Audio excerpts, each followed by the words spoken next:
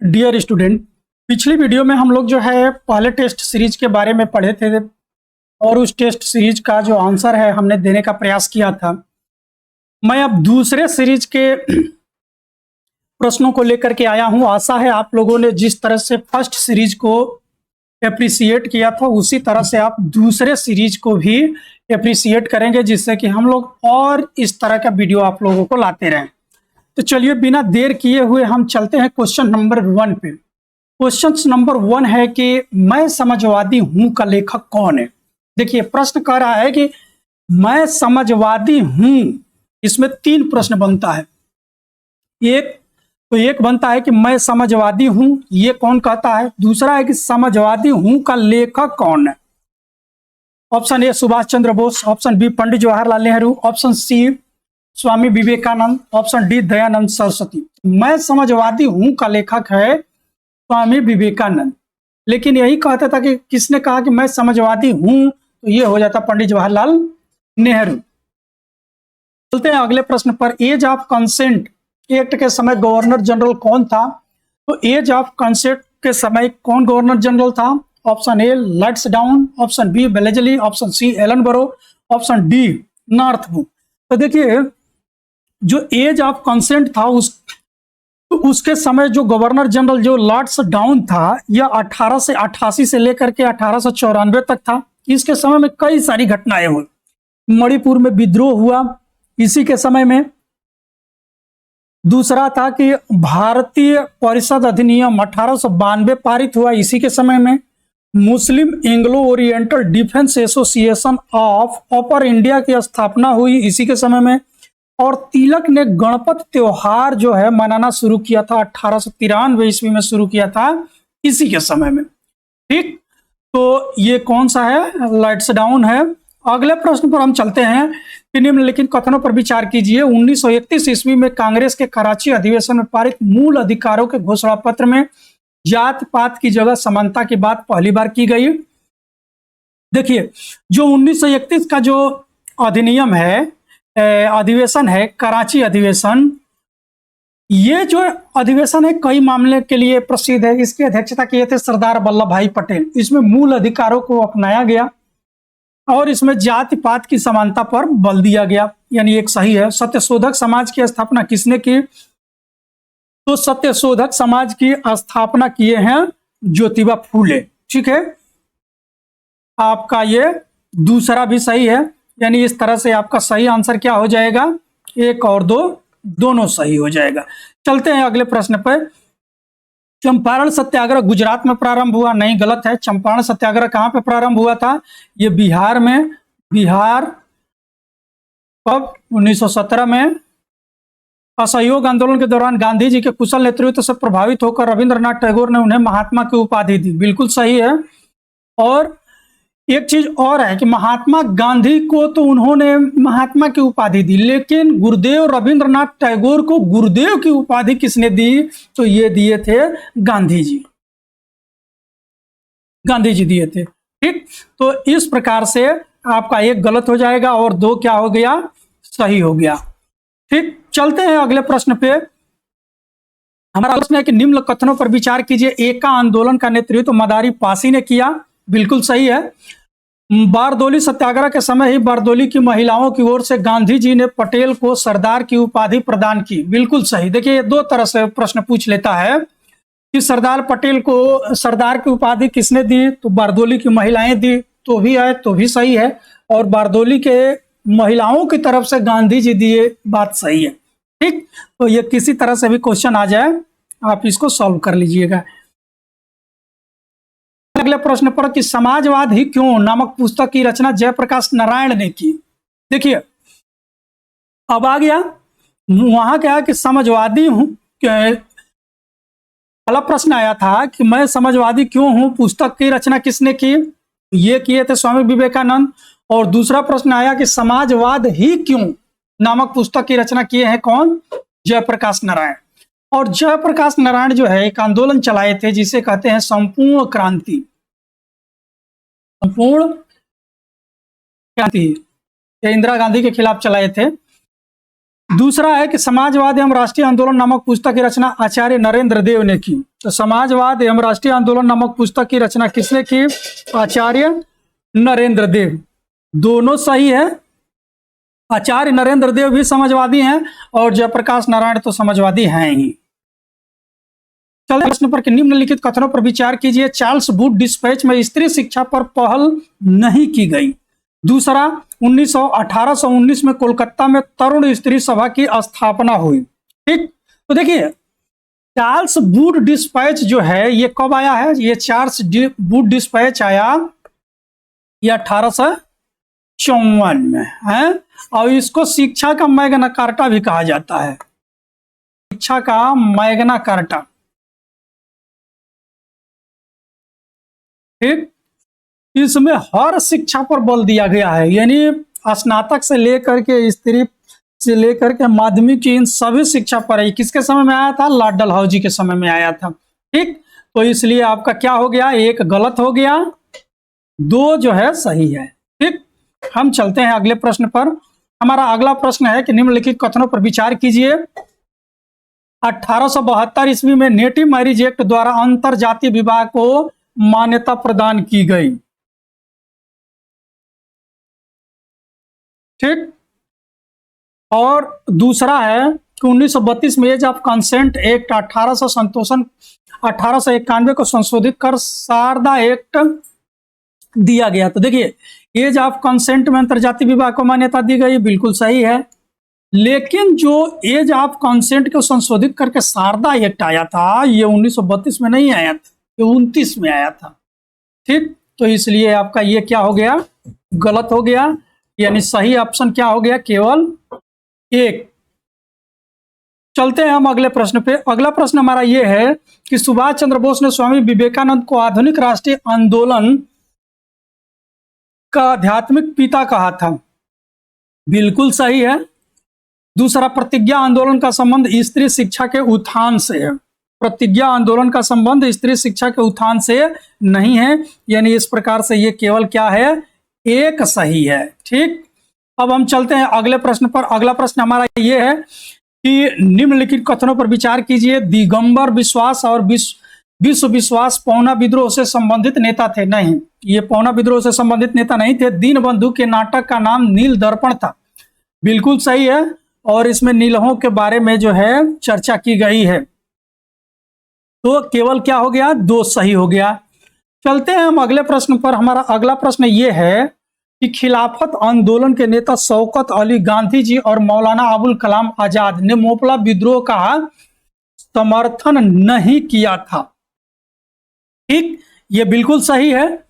बिहार किसान सभा की स्थापना स्वामी सहजानंद ने की थी। ठीक, अब ये कह रहा है कि बिहार किसान सभा की स्थापना स्वामी सहजानंद की थी। ठीक है, ये तो सही है, लेकिन ये कह रहा है कि खिलाफत आंदोलन के नेता शौकत अली, गांधी जी और मौलाना अबुल कलाम आजाद ने मोपला विद्रोह का समर्थन नहीं किया था। देखिए ये मोपला जो थे एक तरह से कहिए तो ये किसान थे। ठीक है ना, और यहाँ पे जो इनके जमींदार जो इनका क्या कर रहे थे कि इनका शोषण कर रहे थे, और उसी के खिलाफ ये मोपला जो है आंदोलन किए। तो इसमें इन लोगों ने इनका समर्थन किया था, क्योंकि यहाँ पे ये मोपला थे, ये मुस्लिम कृषक थे, और यहाँ पे जो एक तरह से जमींदार का ये हिंदू जमींदार थे, उनके खिलाफ इनका ये आंदोलन था मोपलाओं का। मोपला केरल में है। तो ये दो सही है, एक गलत है। चलते हैं हम अगले प्रश्न पे। अगला प्रश्न पे है, और मोपला में थोड़ा सा इसलिए विवादित आंदोलन हो गया कि यहाँ पे खून खराबा भी थोड़ा हो गया था। चलते हैं हम अगले प्रश्न पे कि निम्न कथनों पर विचार कीजिए। बीपी बाडिया द्वारा गठित मद्रास मजदूर संघ भारत का पहला आधुनिक मजदूर संगठन था। भारत का पहला आधुनिक मजदूर संगठन था, यह बिल्कुल सही है। दूसरा, all India trade union Congress के पहले अध्यक्ष लाला लाजपत राय थे। ठीक, ये भी सही है, यानी क्या है? एक और दो आपका दोनों सही है, इसलिए सी सही है। चलते हैं हम अगले प्रश्न पर। हमारा अगला प्रश्न ये है कि निम्नलिखित कथनों पर विचार कीजिए। Vernacular act press Lord Ripon के समय में आया? नहीं, वर्नाक्यूलर एक्ट प्रेस जो आया ये किसके समय में आया? ये लीटन के समय में आया था। ठीक, तो ये क्या हो गया? आपका गलत हो गया। लॉर्ड लिटन के समय में दिल्ली में भव्य दरबार का आयोजन किया गया था, ये बिल्कुल सही है। इस तरह से आपका केवल 2 सही है, एक क्या हो गया, गलत हो गया। ठीक है, एक चीज और देख लीजिए यहाँ पे कि जो ये रिपन है ना, रिपन के समय में श्वेत विद्रोह हुआ था। और ये क्वेश्चन और भी आ जाता है कि श्वेत विद्रोह किसके समय में हुआ, तो ये रिपन के समय में ही ये श्वेत विद्रोह हुआ था। और है कि अस्टुगार्ड के सम्मेलन में ही एनी बेसेंट ने पहली बार राष्ट्रीय झंडे को फहराया था। दूसरा ये है कि इनकलाब जिंदाबाद का नारा भगत सिंह ने पहली बार केंद्रीय विधानमंडल पर बम फेंकते समय दिया था। तो देखिए पहला गलत है, ये अस्टुगार्ड में पहली बार झंडा नहीं फहराया गया था। दूसरा है कि इनकलाब जिंदाबाद का नारा भगत सिंह ने पहली बार केंद्रीय विधानमंडल पर बम फेंकते समय ही लगाया था, ये बिल्कुल सही है। और इस प्रकार से जो ये आपका सही ऑप्शन है, ये सही ऑप्शन क्या हो गया, आपका बी हो गया। ठीक, लेकिन एक चीज और देख लीजिए, यहाँ पे एक शब्द है कि इनकलाब जिंदाबाद। इनकलाब जिंदाबाद का नारा तो लगाए थे कौन, भगत सिंह, लेकिन कहा दिया जाए कि केवल कि इनकलाब का नारा किसने दिया था, तो ये दिए थे मोहम्मद इकबाल। सारे जहां से अच्छा हिंदुस्तान हमारा मोहम्मद इकबाल। चलते हैं हम अगले प्रश्न पे। निम्न कथनों पर विचार कीजिए। All India depress class federation की स्थापना डॉक्टर भीमराव अंबेडकर ने की थी, बिल्कुल सही है। भीमराव अंबेडकर की पत्रिका का नाम बहिष्कृत भारत था, यह भी सही है। तो इस प्रकार से क्या हो गया, 1 और 2 दोनों सही हो गया आपका। हम चलते हैं अगले प्रश्न पर। हमारा अगला प्रश्न यह है कि हरिजन सेवक संघ की स्थापना महात्मा गांधी ने की थी। ठीक, महात्मा गांधी ने all India depress class association की स्थापना की। तो देखिए हरिजन सेवक संघ की स्थापना महात्मा गांधी किए थे, सभी जानते हैं, लेकिन all India depress class association की स्थापना भी गांधी जी किए थे। और यदि फेडरेशन का है तो डॉक्टर भीमराव अंबेडकर। ठीक, तो इस अंतर को समझना है। अब देखिए इसमें एक चीज और गांधी जी किए हैं कि जो हरिजन पत्रिका उन्होंने निकाला। और ये हरिजन पत्रिका कब शुरू किए, ये क्या इनकी पहले से पत्रिका निकल रही थी यंग इंडिया, और यंग इंडिया को ही 1932 में जब पूना पैक्ट हुआ, पूना पैक्ट के बाद इन्होंने अपने पत्रिका का नाम हरिजन पत्रिका कर दिया। और क्यों किया, क्योंकि हमेशा से अंबेडकर और गांधी जी में एक बात का विवाद था कि अंबेडकर कहते थे कि आप केवल धूल उड़ाते हैं, अस्तर नहीं, यानी आप केवल नैतिक उत्थान की बात करते हैं, उनका सामाजिक और आर्थिक उत्थान दलितों का कैसे हो इस पर आप बल नहीं देते हैं।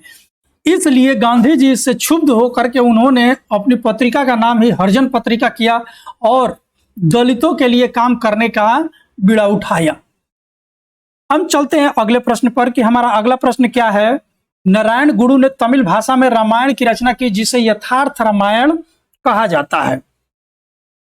ठीक, दूसरा यह है कि पेरियार ने आत्मसम्मान आंदोलन शुरू किया। ठीक, तो देखिए ये नारायण गुरु जो है तमिल भाषा में नहीं रामायण रचे, लेकिन पेरियार जो है आत्मसम्मान आंदोलन की शुरुआत किए थे। तो इस प्रकार से इसका 2 सही हो जाएगा, एक क्या है, गलत है। दास प्रथा पर प्रतिबंध किस अधिनियम के तहत लाया गया था। अब ये देखिए ये पूछ रहा है कि दास प्रथा पर प्रतिबंध किस अधिनियम के तहत लाया गया था। ठीक, charter act 1813, charter act 1833, charter act 1853, उपरोक्त में से कोई नहीं। तो देखिए ये चार्टर एक्ट 1833 के तहत जो है दास प्रथा को प्रतिबंधित किया गया था, लेकिन किया कब गया था, ये किया गया था 1843 में। इस समय गवर्नर जनरल कौन था, लॉर्ड एलन बरो। ठीक, और ये किस नियम के तहत किया, नियम 5 के तहत इसको प्रतिबंधित किया था। तो ये चीज भी आप लोग याद रखिएगा। अगला प्रश्न है कि किसने कहा था कि सारी हिंदू प्रणाली पश्चिम सभ्यता से बढ़कर है। ए Annie Besant, B Subhash Chandra Bose, सी स्वामी विवेकानंद, डी दयानंद सरस्वती। तो ये कहीं थी एनी बेसेंट ने। ठीक, चलते हैं हम अगले प्रश्न पर। हमारा अगला प्रश्न ये है कि निम्नलिखित में से किसने सबसे पहले स्वराज, स्वदेशी और बहिष्कार का नारा दिया? दादा भाई नौरोजी, बाल गंगाधर तिलक, लाला लाजपत राय और गोपाल कृष्ण गोखले। तो ये बाल गंगाधर तिलक जो है सबसे पहले ये नारा दिए थे। ठीक, हम चलते हैं अगले प्रश्न पर। हमारा अगला प्रश्न है कि निम्नलिखित में से किसने कहा था कि भारत का वास्तविक जागरण बंगाल विभाजन के उपरांत हुआ? महात्मा गांधी, बाल Gangadhar Tilak, Annie Besant, Lord Curzon. तो ये कहे हैं महात्मा गांधी।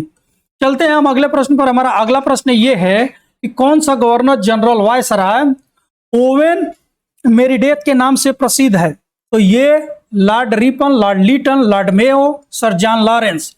तो ये है आपका लॉर्ड लीटन। ठीक है, ये विद्वान भी था लॉर्ड लीटन, कई सारे भाषाओं में साहित्य भी लिखा। निम्नलिखित कथनों पर विचार करें। माउंटबेटन योजना को कांग्रेस और मुस्लिम लीग दोनों ने स्वीकार किया था। ठीक, दूसरा, मुस्लिम लीग ने 6 अगस्त 1946 ईस्वी को प्रत्यक्ष कार्रवाई दिवस के रूप में मनाया। बिल्कुल सही, 1 और 2 दोनों सही है। इस तरह से ये आपका क्वेश्चन जो इसका ऑप्शन जो है ये सी सही हो जाएगा।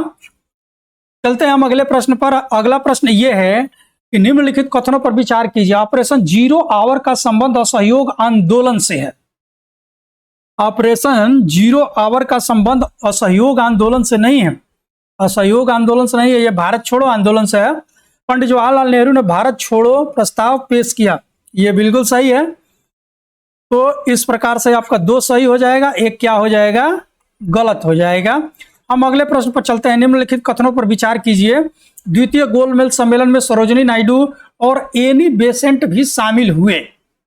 ठीक, महात्मा गांधी एसएस राजपूताना नामक जहाज से द्वितीय गोलमेज सम्मेलन में शामिल होने के लिए इंग्लैंड पहुंचे। अब देखिए, द्वितीय गोलमेज जब सम्मेलन हुआ तो चूंकि गांधी इरविन पैक्ट हो चुका था, गांधी इरविन के बीच में सहमति बन गई। उसके बाद जो है गांधी जी जाते हैं द्वितीय गोलमेज सम्मेलन में भाग लेने के लिए। ये कांग्रेस के एकमात्र सदस्य थे जो कि कांग्रेस की तरफ से भाग लेने के लिए ये गए थे, लेकिन इनके साथ में सरोजिनी नायडू, एनी बेसेंट और मदन मोहन मालवीय ये भी लोग गए हैं। ठीक है, अब देखिए महात्मा गांधी जो है एसएस राजपूताना नामक जहाज से गए। ये प्रश्न कई बार आ चुका है कि किस जहाज से गए, तो ये एसएस राजपूताना जहाज से गए। अब एक कहानी ये है कि इस सम्मेलन में जब मदन मोहन मालवीय गए तो वो अपने साथ जो है मिट्टी का चूल्हा लेकर के गए थे। ये मिट्टी का चूल्हा क्यों लेकर के गए? ये गए कि ये छुआछूत में थोड़ा सा विश्वास करते थे। उनको ये लगता था कि हम अंग्रेजों के यहाँ खाना खाएंगे तो वो जो है मांस मदिरा खाते हैं, चूंकि वो शुद्ध सनातनी ब्राह्मण थे तो इसलिए वो इन सब चीजों से परहेज करते थे और अपना खाना दाना खुद लेकर के गए हुए थे। और गांधी जी अपनी बकरी को भी लेकर के गए थे। गांधी जी अक्सर बकरी का दूध पिया करते थे। वो बचपन में जब पैदा हुए तो भी दूध पिए थे बकरी का ही, और उस बकरी का नाम था लाली। उसी लाली का दूध पिए थे। और इसका जिक्र किया है लुई फिशर, गांधी जी का एक जीवनीकार है जिसने गांधी जी के बारे में लिखा है, लुई फिशर। ये जो है उसमें जिक्र किया है कि गांधी जी लाली की दूध पिए हैं और जब ये गोलमेज सम्मेलन में भी गए तो अपने साथ बकरी लेकर के गांधी जी गए हुए थे। ठीक, तो इस प्रकार से इसका क्या हो जाएगा? आपका दोनों सही हो जाएगा, 1 और 2 दोनों सही हो जाएगा। ठीक है, तो इस प्रकार से अभी हम जो है 25 क्वेश्चंस कंप्लीट किए। अगले क्वेश्चंस को हम अगले वीडियो में देंगे। तब तक आप लोग जो है इस क्वेश्चन को अच्छे से करिए, दोहराइए। हाँ, अपना कमेंट सुझाव जरूर दीजिए और चैनल को लाइक सब्सक्राइब जरूर करिए। बेल आइकन बिल्कुल प्रेस कीजिए जिससे कि जब भी हम कोई नई वीडियो आप लोगों को लेकर के आए तो आपको नोटिफिकेशन पहले मिले। और किसी भी तरह का कोई भी प्रश्न सुझाव हो तो आप हमें कमेंट बॉक्स के माध्यम से जरूर दें। Thank you.